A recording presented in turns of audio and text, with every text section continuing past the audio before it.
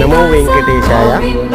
మనకు టికెట్ లేని భక్తులు ప్రధానంగా రైల్వే స్టేషన్లో దిగగానే విష్ణు నివాసంలో సాయంత్రం 9 నుంచి ఆ టికెట్లు అయిపోయే వరకు ఇస్తున్నారు. అలాగే బస్టాండ్లో బస్సులో దిగే వారికి బస్టాండ్ పక్కన ఒక కాంప్లెక్స్ ఉంటుంది, గోవింద కాంప్లెక్స్. ఆ కాంప్లెక్స్లో కూడా అక్కడ 9 నుంచి టికెట్లు అయిపోయే వరకు మళ్ళా ఎస్ఎస్టీ టికెట్లు ఇస్తున్నారు.